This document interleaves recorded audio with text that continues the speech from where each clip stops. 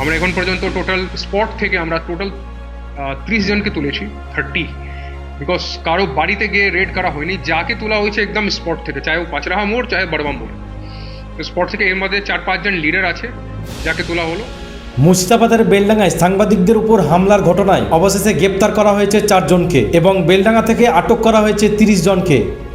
और একটা ঘটনা বলবো, কালকে যে খুব একটা দুঃখের ঘটনা আমি বলবো, বিকজ যে মিডিয়া আমরা সবই কনসিডার করি media fourth pillar of democracy. এখানকার কিছু একটা অপ্রিয়, ডেফিনেটলি খুব খারাপ কালকে ঘটনা হলো।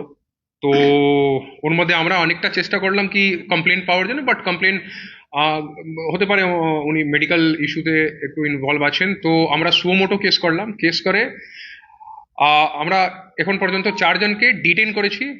ওখানে যে মেইন লিডার ছিল ওর নাম আছে মতিউর রহমান, যে কালকে ও যে যে রেসপেক্টেড যে লেডি জার্নালিস্ট আছেন ওনার উপর অ্যাটাকের মধ্যে ইনি মেন। কালকে যখন আমি গিয়েছিলাম কালকে ওকে দেখেছিলাম, কালকে এমনি কথা বলছিল, লেকিন পরে আমি কিছু সোশ্যাল মিডিয়া থেকে আমরা পেলাম কি he was involve on that attack. ও মবকে লিড করেছিল, মতিউর রহমান।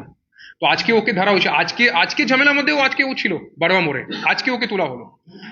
আর এছাড়াও আর 3 জনকে আমরা যে অনেকটা সোশ্যাল মিডিয়া বাইটগুলো সার্কুলেট করছি, ওখান থেকে আর 3 জনকে আইডেন্টিফাই করেছি যে কালকে ওই ঘটনার মধ্যে ছিল, আজকেও ছিল সেম বড়মা স্পটে, লেকিন কালকে কিছু করেনি।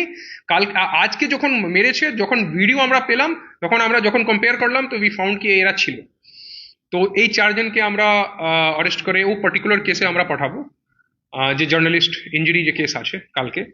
এছাড়া বাকি টোটাল যে 30 জন আছে, 30 জন মধ্যে আমরা এখন যে ডিফারেন্ট মিডিয়া দেখে আমার যে ক্রাইম টিম আছে, সাইবার টিম আছে, ও ম্যাচ করছে কি সবের আগেনস্ট কোথায় কোথায় কোন কোন ভিডিওতে এভিডেন্স আছে, এই ভিডিওতে দেখা যাচ্ছে একে ভাঙচুর করতে, এইসব এরকম করে আমরা করছি। টোটাল 30 জনকে যে তুললাম, ওকে কেস ভেরিফাই করে আমরা ন্যাশনাল হাইওয়ে 12 ওখানে যে অবরোধ হলো বেলডাঙ্গাতে, আমরা মোটামুটি 4 ঘন্টা ওখানে কথা হলো।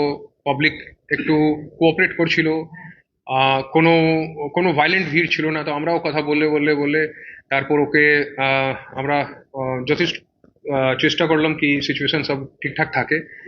কালকে যে মাইগ্রেন্ট লেবার ওখানে ঝাড়খণ্ডে মারা গেছিলেন, ওকে টিম আমাদের কালকে রাত্রিবেলায় ঝাড়খণ্ডে একটা টিম, ডালটেনগঞ্জ জেলাতে একটা টিম অলরেডি এখান থেকে চলে গেছে, এখন ওখানে তদন্ত করছে। ওখানকার লোকাল এসপির সঙ্গে আমার কথা হয়েছে।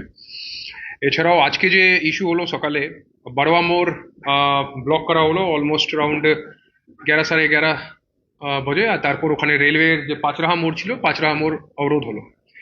তো এই দুটা যে ছিল, পুলিশ তারপর ওখানে বারোয়া মোড়ে গিয়ে কথা বলছিল, বিকজ হঠাৎ করে আমি আগেও বলেছি, দিনও বলেছি, আগে আগে আমাদেরকে লোকাল পাবলিক সঙ্গে একটু কথা বলতে হবে কি কি ইস্যু আছে, কি দাবি আছে। আবার মাইগ্রেন্ট লেবার নিয়েই ইস্যু ছিল।